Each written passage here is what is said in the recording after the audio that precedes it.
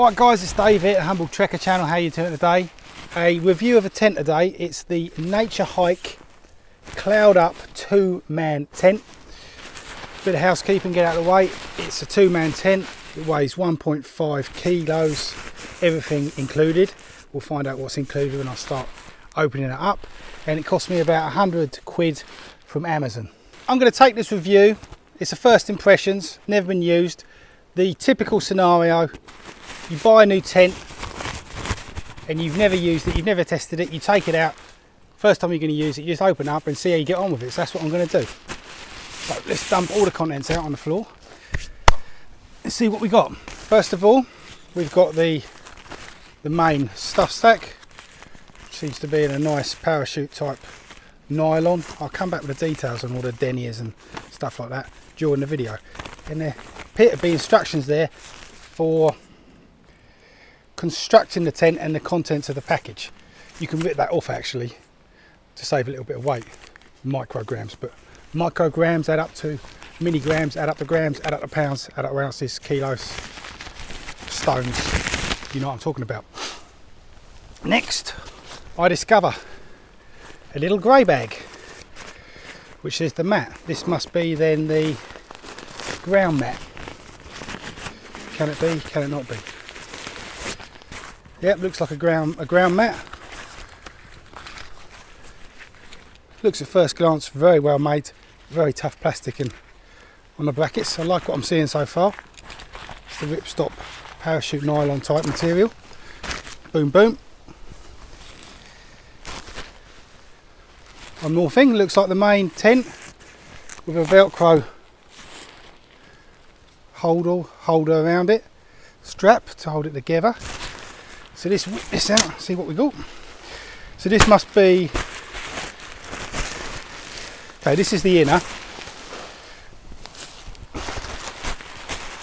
This is the outer. These are the poles, aluminium with the shock cord connectors. Nice machined aluminium joint there. We'll see how that works later. We'll put it together, get it down there. Another very nice, well made stuff sack. You can often tell the quality on the stuff sacks with the kit you buy. The cheaper stuff is just that really thin nylon, which just rips as soon as you touch it. But this is that good quality kite in parachute ripstop nylon. Just the feel of it, you know, you get the feel for it. Oh, I like these. Yes. Very nice, lightweight aluminium tent pegs. I like these a lot, with day glow strings attached to them. And what else we got in there? Oh, these look like, yeah, reflective straps. Find out what they're for as we get into it. I'll get the rest of the housekeeping out of the way before I start building it, so I don't forget. The materials, the floor, and I've got a cheat sheet here. The floor is 20D nylon silicone coating with a waterproof index of 4,000 millimeters. The fly is also 20D nylon silicone coating with a waterproof index of 4,000 millimeters.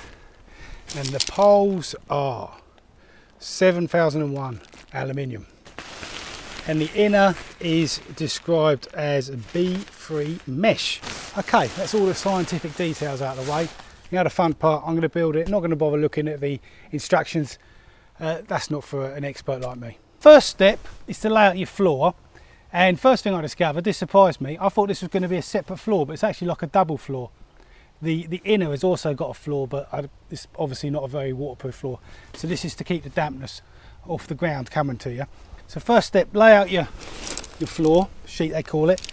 Then grab your poles, and this is a tripod.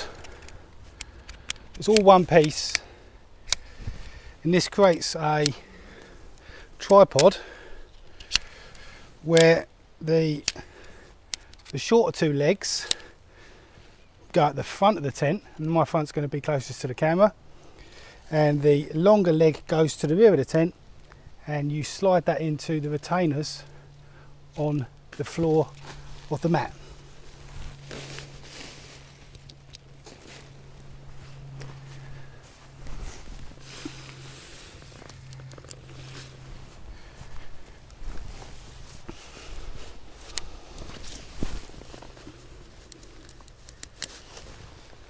When judging a tent's quality, you've got to be focusing in on the weak spots, and the weak spots are the seams and the sewing and the poling that goes through it. So looking at this tent in detail, first of all, you've got to have a high basic quality material. Thin nylon, cheapo nylon is going to rip and tear, and this one, I'm judging it, they've used a very good quality of nylon. The stitching looks good, and where they've needed to, they've used high quality webbing. The plastic parts that they've included appears to be good, high quality branded stuff, and the cordage excellent. Other weak spots, your poles, you want to have good shock cord. Listen to that, that's good quality shock cord. Good quality aluminium. You want it light, but you want it tough, and I'm judging this good stuff. That's important. If the details are well looked after, the complete will be well looked after. I'm going to reassess what I said about the inner. The floor of the inner appears to be the same nylon material as the actual specific ground mat, so therefore this is a waterproof material to a certain extent, and therefore what you're getting is a double floor. So correcting myself there, this is going to be damp proof on the floor of the inner, plus you're getting a damp proofness of the specialist ground mat. You orientate the inner, there's eyelets on the inner, 3 eyelets which correspond for the skeleton, and then there's nothing more to it but to actually hook it up.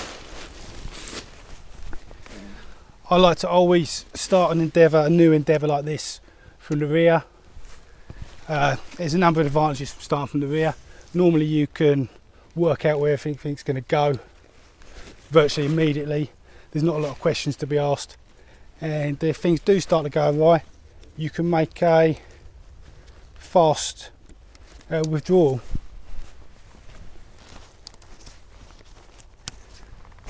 Simple. There's one zip on the fly, which is going to be the main door.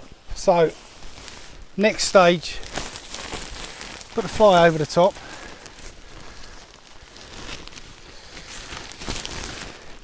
get it lined up with a 3-legged skeleton, and then you can start to tie it up with pegs and guy ropes. Pegging out was very, very simple and straightforward, and there's actually a couple of finesses I've discovered which we'll zoom in on. The pull out from the side of the fly, first of all, just look here, you see it's all nicely reinforced here. You connect the fly to the inner, there's a simple plastic hook there which goes to a nylon or a webbing tie out on the the base of the inner. And then this is, I like this a lot, there's a little plastic friction locker to make it easier to tie out. What some people have perhaps not realised or never fully understood, what actually makes your tent waterproof, a double walled tent like this, is the space between the fly and the inner. If the fly touches the inner, no tent will be waterproof. So you need airspace between the inner and the fly to make it waterproof. And a lot of people, they put their tents up badly, they've got good quality tents, but they put them up badly, they don't realise they have to have that airspace between the inner and the outer. They touch and then you get leakage. When you come to the main corners, there's buckles from the outer, and you can either choose to buckle to the ground sheet, or you can buckle it to the main inner, thereby so you can actually obviously put this up without the ground sheet if you're in relatively dry conditions. And then you tighten the outer here, there's another friction locker here but a different type, and you pull it like that, and that quickly tightens it up. If you need more space, you can pull out the peg. And this has got the reflective band to stop you tripping over it. This is a basic assemblage tent configuration. There's plenty of guy ropes and additional pegs if you need to guy it out if you're looking at a stormy evening. It was very, very quick to put up. There's Velcro, security fastener there. Another one there.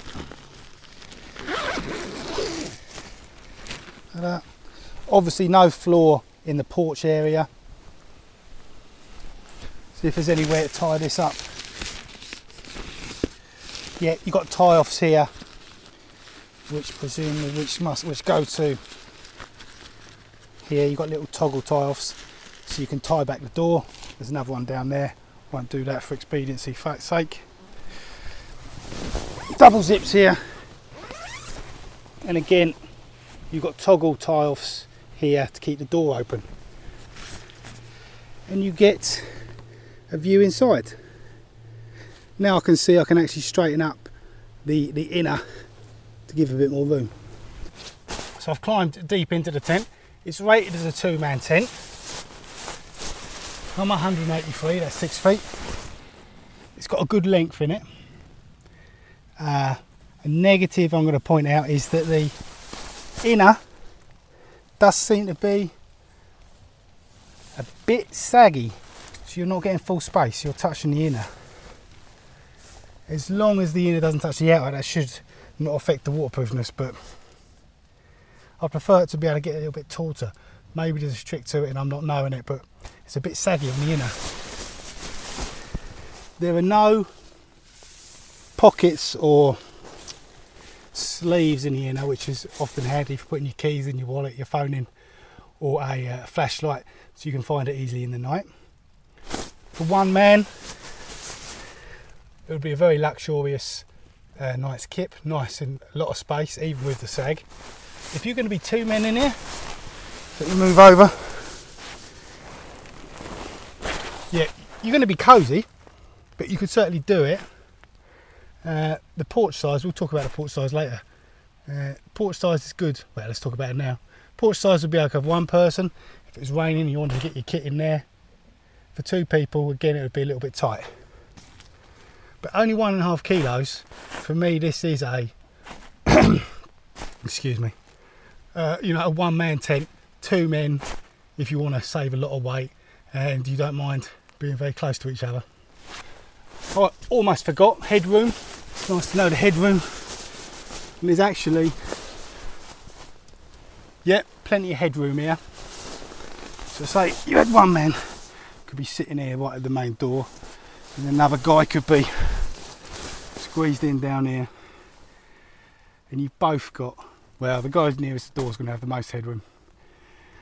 Hopefully you're not all the same height. I like it a lot.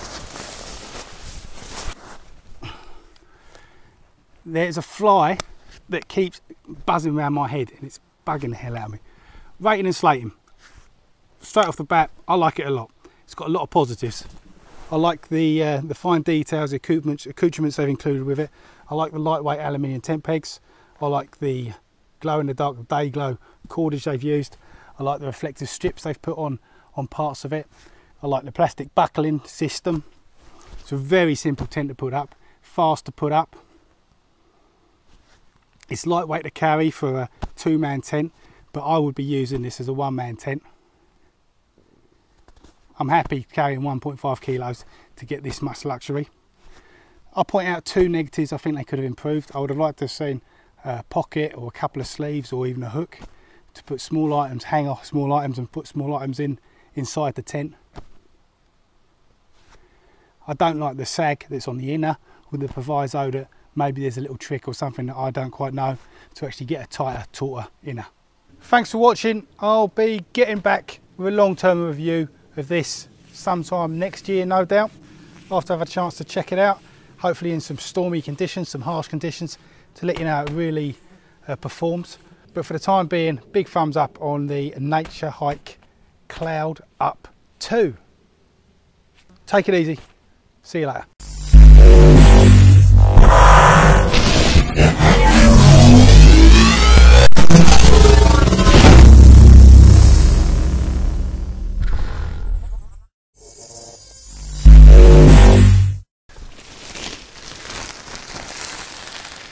next step is to put the fly all the way over the top, and then the fuck is a zip. Here I am inside the tent. We lay down, so I'm 183. My feet aren't touching the back of the tent, so nice for a one-manner. Obviously, if you're let me take that again because I was laying on my mic.